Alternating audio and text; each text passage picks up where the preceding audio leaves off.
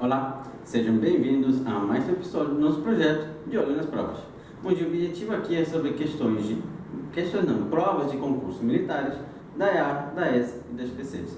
Nos últimos episódios já trabalhamos as provas de 2020, da ESA e da EAR. Hoje a gente vai trabalhar a prova das PCs. Então fica comigo que vamos começar a corrigir essa prova de 2020. Bem, e o enunciado da primeira questão diz assim, acompanha comigo. A área da região compreendida entre o gráfico da função f de x igual ao módulo do módulo de x menos 2, menos 2, o eixo das abscissas e as retas x igual a 0 e x igual a 6 em unidades de área vale.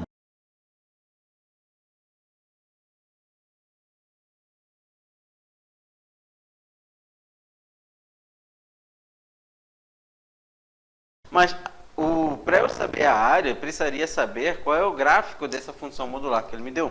Então, o primeiro passo que eu devo desenvolver nessa questão é basicamente descobrir que função é essa daqui. Lembra que quando a gente trabalha a função modular é uma função por partes. Ou seja, ela até um certo pedaço vale alguma coisa, daí em diante vai valer outra coisa. Então, ela é dividida com aquilo que a gente chama de função por partes. Nessa função aqui, a gente tem o seguinte detalhe. Vou pegar essa função e vou abrir ela, tá? Então, como é que vai ficar? Eu tenho o seguinte, eu tenho que f de x igual ao módulo do módulo de x menos 4 menos 2. Tudo dentro do módulo. O primeiro passo para a gente poder tirar essa modular será fazer o estudo sinal de quem está aqui dentro. E quem está ali dentro é uma função do primeiro grau, cuja raiz é o número 4. Que depois do 4, a gente sabe que é sempre o sinal positivo. Antes do 4, a gente vai saber que para ela vai ser sempre o sinal negativo. Isso para essa função crescente. Então, essa função, no primeiro instante, ela pode ser separada em duas funções da seguinte forma. Olha o detalhe. Módulo de x menos 4 menos 2 e módulo de menos x mais 4 menos 2. O que eu fiz? Primeiro, quando a gente viu modular, a gente já viu em outros projetos, modular eu sei que ou eu vou repetir o que está lá dentro, ou eu vou mudar o sinal do que está lá dentro. Quando é que eu vou repetir o que está lá dentro? Quando o que está lá dentro representar um número positivo. E quando essa função representa um número positivo? Quando você assumir valores de x maiores ou iguais a 4. Vou voltar maior ou igual ali em cima, mas nesse momento ele não vai influenciar muito esse igual, tá? Embaixo vai representar valores negativos, a gente muda o sinal. E quando representa valores negativos, se você utilizar valores de x entre... Vou colocar melhor essa ideia de entre só quando a gente fizer o gráfico mesmo, tá? Não vou ainda assumir o que ele me deu aqui no enunciado, não, tá? Vou só colocar a parte da modular mesmo, quando você pegar valores de x menores do que 4, tá? Depois, quando fizer o gráfico mais bonitinho, eu explico por que eu estava colocando aquele zero. Tá? Beleza. Valores maiores do que 4, tá? O que eu sei? Eu tenho essa parte de cima. Valores que sejam menores do que 4, você vai ter esse pedaço aqui de baixo. Beleza. Esse foi o nosso primeiro passo. Só que x menos 4 menos 2 vai me dar x menos 6. Então, já vou trocar aqui logo de cara. Tá? Vou aproveitar aqui e colocar x menos 6. Embaixo eu tenho menos x mais 4 menos 2, vai me dar menos x mais 2. Então, também, eu vou aproveitar e já trocar de cara para saber o que eu tenho lá dentro. Mas não esqueça que qualquer modular que você estiver trabalhando, eu preciso abrir ela, ou seja, eu preciso tirar o módulo. Porque isso daqui é uma função modular, menos x, módulo de x menos 6. E o que está lá dentro é uma função do primeiro grau, cuja é positivo, crescente, cuja raiz é 6. Então, eu consigo abrir esse módulo. E eu vou abrir ele de que maneira? Bem, simples. Eu vou repetir o que está lá dentro, x menos 6, está vendo? E eu vou mudar o sinal do que está lá dentro, menos x mais 6. Quando é que eu vou repetir o que está lá dentro? Quando o valor de x do que está lá dentro for um número, o quê? Maior do que 6. Porque números maiores do que 6, você tem uma reta crescente, concorda? Então, se o x for maior do que 6, beleza. E quando é que eu vou... Não é uma reta crescente, a função é positiva, né? Quando é que eu vou mudar o sinal do que está lá dentro? Quando o que está lá dentro for um número positivo. Negativo, desculpa. Quando o que está lá dentro for um número negativo. E quando é que isso daqui vai representar um valor negativo? Antes do 4. Ou seja, se o 4 menor do que x, menor do que 6. estiver no meu intervalo. Espera aí. Agora, o Nelson falou esse 4 aqui, né? Mas por que o Nelson colocou esse 4? Primeiro passo. Quando eu abri a modular de cima, a primeira lá em cima, eu precisei que o valor de x fosse maior ou igual do que 4. Então, essa modular, ela só te serve para valores maiores do que 4. Então, quando eu for, novamente, abrir ela, eu preciso lembrar que os valores de x não podem ser menores do que 4. Então, serão maiores do que 6. Isso daqui terá que ser maior do que 6 para ser positivo e terá que estar entre 4 e 6 para ser um número negativo. Antes do 4, você está trabalhando com a parte de baixo. Então, por isso que eu limitei de 4 a 6 logo de cara. Embaixo você tem menos x mais 2, que também é uma função do primeiro grau. Dessa vez o a é negativo, então ela é decrescente. Então, vou repetir o que está lá dentro e vou mudar o sinal do que está lá dentro. Então, eu fico com o seguinte. Quando é que eu vou repetir o que está lá dentro? A minha função decrescente, ela é positiva antes da raiz. E o valor que vai zerar aqui é o número 2. Então, quando você pegar valores de x menores do que 2, antes do 2, concorda? Antes do 2, ela está sendo o quê? Positiva. E positiva, você repete o que está lá dentro. Quando você pegar valores maiores do que 2, maior do que 2 aqui, essa função vai ser negativa. Então, eu vou precisar mudar o sinal. Só que não esqueça que eu preciso ser maior do que 2, só que menor do que 4. Maior que 4 não funciona, né? Lembra que maior que 4, a gente já avaliou. Então, esse daqui para no 4. Então, vai do 2 ao 4. Essa foi a nossa modular aberta. Já abri a nossa função modular. Então, já sei como é que ela se comporta. Ela se comporta como 4 funções do primeiro grau. Tá? 2 sendo crescentes e 2 sendo decrescentes. Eu também já sei qual é o intervalo em que essa função varia de cada uma das partes dela. Então, agora eu vou construir o seu gráfico. Então, deixa eu parar o quadro rapidinho para a gente construir o gráfico dessa função. Muito bem, Nelson. Foi essa função que a gente descobriu quando tiramos o módulo dela, né? Então, eu já sei como é que ela se comporta. Agora, o gráfico dela é representado no plano cartesiano. Então, eixo Y e eixo X. Por enquanto, não vou representar nada das outras informações do enunciado. Só quero desenhar o gráfico dessa função que ele me deu. Olha, antes do número 2, repara bem, você está tendo uma reta decrescente. E essa reta decrescente é menos x mais 2. É o primeiro pedaço em que eu trabalho, tá? Então, antes do número 2, você tem uma reta decrescente, cujo coeficiente linear vale 2. Não esqueça que essa ideia de coeficiente angular e linear, a gente já viu no projeto Matemática do Zero. Então, se o coeficiente linear vale 2, é onde eu encosto o eixo y. Então, eu vou encostar o eixo y número 2.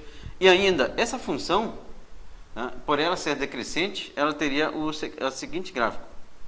Aqui. Parando onde, Nelson? No 2, porque é onde eu preciso parar. Que, inclusive, para essa função, o 2 é a raiz. 2. Menos 2 mais 2, 0. Então, por isso que eu fiz esse gráfico desse jeito. Onde foi que você encostou mesmo, Nelson? No 2. Porque é o coeficiente linear dela. Agora, essa função aqui, que vai até o número 4, né? Do 2 ao 4, ela é uma função crescente, a positivo, cujo coeficiente angular é menos 2. Então, ela encostaria lá embaixo. Mas ela vai de 2 ao 4. Então, não me interessaria pegar lá embaixo. Então, que tal a gente trabalhar com o gráfico da função do primeiro grau? Que é 2 pontos. 2 pontos determinam uma única reta, concorda? Então, quando o x for 2, vai me dar 0. Estou parado aqui. Quando o x for 4, que é o ponto que é onde ela encosta, né, o máximo, 4 menos 2 dá 2. Então, eu estaria parado no 2 novamente. Nesse 2 aqui, ó. Beleza. E o gráfico assim é de 2 a 4. De 4 a 6, você tem novamente uma função decrescente. Essa função decrescente passa no número 6. Mas lembra que não me interessa esse pedaço antes? Então, eu vou novamente trabalhar com 2 pontos que determinam uma única reta. Então, quando o x for 4, vai ficar com menos 4 mais 6, não é isso? E menos 4 mais 6 vai me dar 2. Olha, esse ponto. E quando o x for 6, menos 6 mais 6, 0. Então, eu terei essa reta decrescente. Encostando no 6, encostando no 2 e aqui sendo 2 novamente, né? Já está ali representado. Lembra que eu quero o gráfico dessa função limitado por quais eixos? Primeiro, pelo eixo das abscissas. Então, me interessa o gráfico dessa função limitado por esse eixo aqui. Segundo, me interessa pelo pela reta x igual a 0 e x igual a 6. Então me interessa essa reta aqui, que é o eixo y, lembra disso? X igual a 0 é o eixo y, e x igual a 6 está aqui, né? X igual a 6 a gente não vai trabalhar, porque na verdade a gente já descobriu que o gráfico que a gente quer é esse gráfico daqui.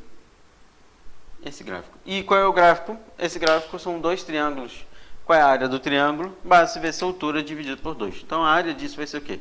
Base 2 vezes altura 2 dividido por 2, mais base 4 vezes altura 2 dividido por 2 também. Corta aqui, 2 mais 4 vai me dar 6. 6 vai ser a área desse gráfico, 6 seria a resposta correta dessa primeira questão da prova da SPSS. Bem, agora vamos dar uma olhada nessa questão número 2 da prova da SPSS. O enunciado da número 2 disse assim: sabe-se que as raízes da equação x ao cubo menos 3x² menos 6x mais k estão em progressão aritmética. Então, podemos afirmar que o valor de k sobre 2 é igual a... Bem, então olha só, eu tirei uma função, um polinômio de grau 3, né? Onde as raízes desse polinômio estão em PA. E se eu tenho um polinômio de grau 3, eu preciso lembrar que polinômios de grau 3, eles têm uma característica. Qual é a característica do polinômio de grau 3?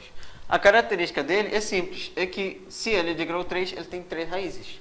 Então, e as 3 formam uma PA de 3 termos, onde o central é x, não vou chamar de x, melhor não, né? Porque já tem aquele x, né? Então, vamos chamar de m. O central é m, o próximo é m mais a razão, e o anterior é m menos a razão. Clássico, PA de 3 termos, você tem que trabalhar com a soma. Polinômio de grau 3, qual é a soma das raízes desse polinômio? Bem, Nelson, a soma das raízes desse polinômio de grau 3 vai ser menos b sobre a. Então, vamos juntar tudo. A soma disso daqui vai ser o quê? Vai ser m menos r, que soma esse m, que soma m mais r. E isso daqui tem que ser igual a menos b sobre a. O b vale 3, com aquele menos... Desculpa, o b vale menos 3, né? Com aquele menos fica mais, então fica mais 3, né? Então, e o a vale 1. Então, a soma é o quê? 3 dividido por 1, que é 3, né? Então, eu vou colocar 3. Repara bem o detalhe. Por isso que a gente sempre trabalha com a soma, que vai cortar. Então, m mais m dá 3m. Isso aqui é igual a 3. Portanto, o valor de m vale 1. Olha o detalhe. O m valer 1 quer dizer o que para mim? Que 1 é uma das 3 raízes desse polinômio. Se ele é raiz, quer dizer que se eu substituir aqui pelo número 1, tem que zerar. Vamos substituir? O que eu vou encontrar? 1 elevado ao cubo, menos 6 vezes 1 elevado ao quadrado, menos 6 vezes 1, mais k. Tudo igual a 0. Já dá para descobrir o k. 1 menos 6 vezes 1, que dá 6, né? Menos, na verdade aqui não é 6, né? Aqui é 3, olha só. Aqui é um 3, né? Não ia dar errado já, ó. 3, e aqui é 3. Aqui sim é 6. 6 mais k igual a 0.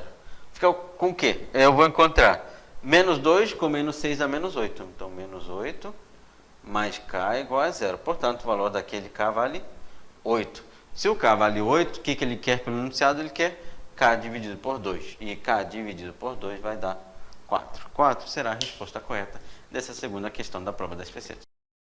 Vamos agora então para a questão número 3 dessa prova. Acompanha comigo o enunciado dela. A questão número 3 diz assim: considere a função quadrática f definida de r em r por f de x igual a x ao quadrado mais 3x mais c, com o c sendo um número real, cujo gráfico, no plano cartesiano, é uma parábola.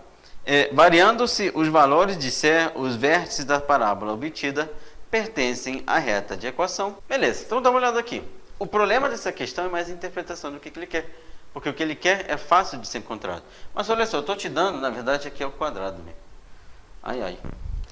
X ao quadrado menos 3x mais c, uma função do segundo grau, onde o gráfico dessa função, tá? Eu quero saber onde irão estar posicionados os vértices dessa parábola. Mas vamos lembrar do vértice de uma parábola. O vértice de uma parábola tem duas coordenadas, uma em x, definida por menos b sobre 2. Deixa eu copiar bonitinho, né?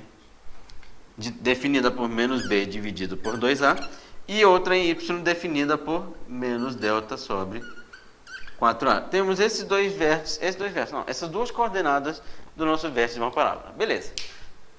A coordenada em x eu consigo descobrir, porque eu tenho o A e o B. A coordenada y, aí já não dá, porque depende do valor do c. O que vai depender do valor do c? Porque o delta é b ao quadrado menos 4ac. Se eu não tenho aquele c, o valor do delta vai variar. Lembra que se o delta for um número positivo, eu terei duas raízes.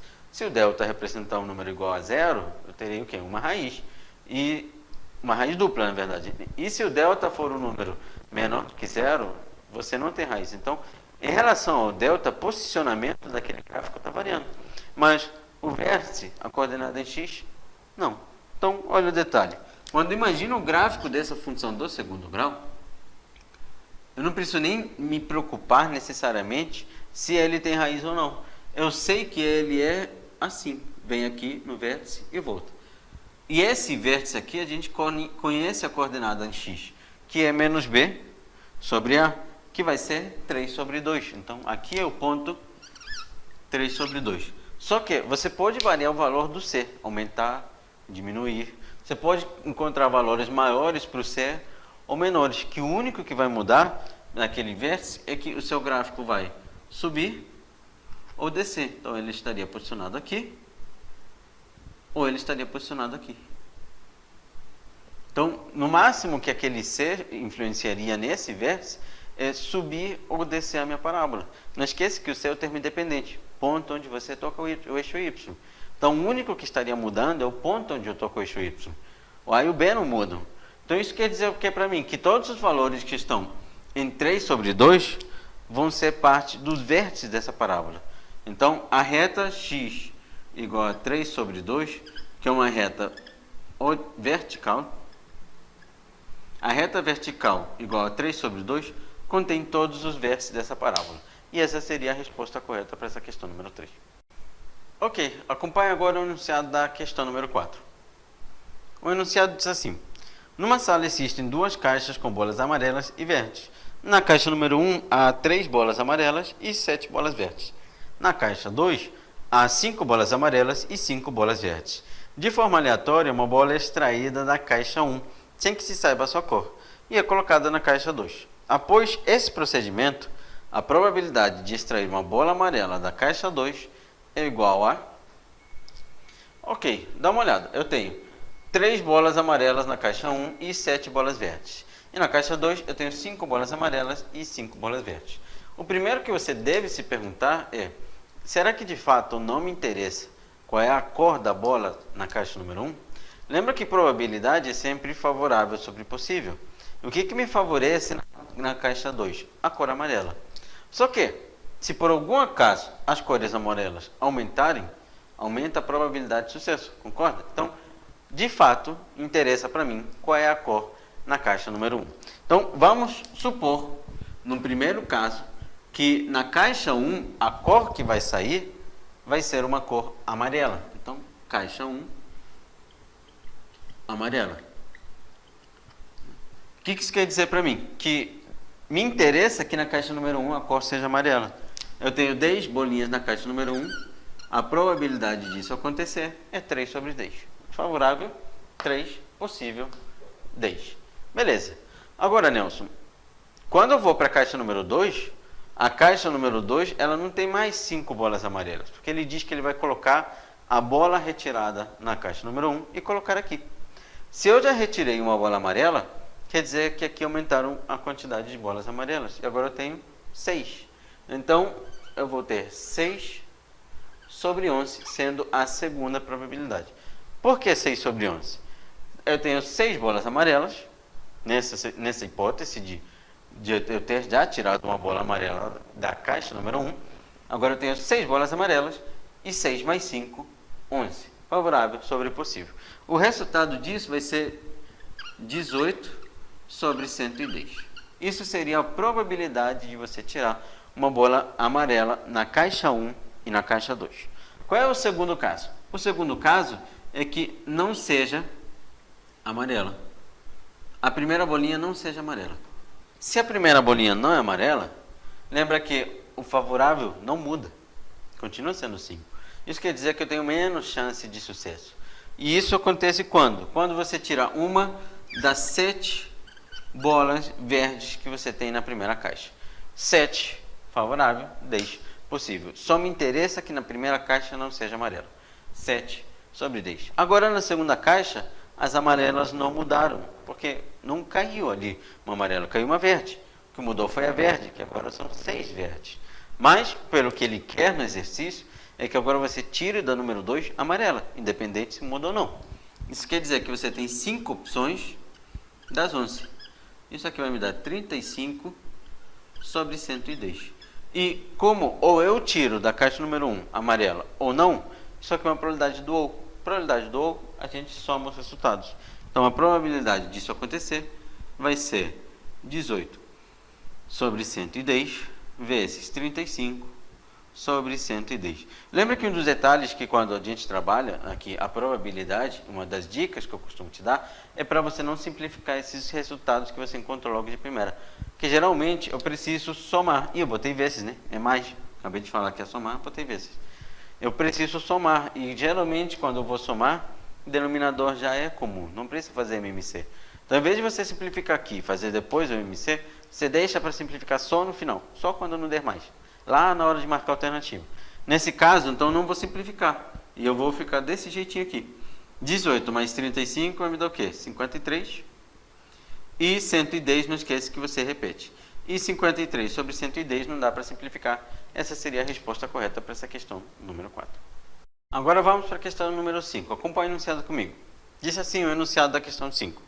Se a equação polinomial x² mais 2x mais 8 tem raízes a e b, e a equação x² mais mx mais n tem raízes a mais 1 e b mais 1, então m mais 1 é igual a... Beleza, eu te dei duas equações polinomiais onde as raízes da primeira são a e b e as raízes da segunda seriam a mais b e b mais 1. E eu quero saber o valor de m mais 1, isso que eu quero saber. Como eu tenho as raízes a e b, é provável que eu precise trabalhar com o quê, Nelson? É provável que eu precise trabalhar com a soma das raízes ou produto, relações gerais. Na primeira equação, você tem o seguinte, x² mais 2x mais 8 igual a 0. Geralmente, essas questões que ele te diz que as raízes são a e b, você já pode deduzir que é provável que elas não sejam raízes reais, sejam raízes complexas. Então, é legal que eu já comece a trabalhar pensando nas relações gerais. Então, a soma das raízes vai ser menos b sobre a, menos 2. E o produto das raízes vai ser c sobre a, 8. A soma das raízes será a mais b. A mais b é igual a menos 2. Caso eu precise, a mais b vale menos 2. Concorda? Essa é a primeira informação. Qual é a segunda informação que a gente tem? A segunda informação que a gente tem é o seguinte, é o produto. O produto da raiz é quem? Nada mais é do que c sobre a. E o produto é AB. AB vale 8. Beleza. Ok, então já sei a soma, já sei o produto, eu vou para a segunda equação. Na segunda equação, a gente tem que as raízes são a mais 1 e b mais 1. Então, a soma das raízes na segunda equação, deixa eu escrever ela aqui primeiro, né? x² mais mx mais n vale 0. E a soma das raízes, que é menos b sobre a, vai ser menos m, concorda? Então, a soma vai ser o quê? A soma vai ser a mais 1, vou colocar aqui o mais, né? Porque é soma, né? Mais b mais 1, e isso aqui tem que dar m, menos m, na verdade. Vou colocar já bonitinho. A soma das raízes é igual a menos b sobre a. Só que a mais b eu conheço e vale menos 2, então menos 2 mais 1 é igual a menos m. Olha só, daqui eu consigo descobrir que o m vale 0. Eu acho que essa questão eu copiei errado, né? Aqui não é m mais 1, aqui é m mais n, porque senão a gente não teria alternativas.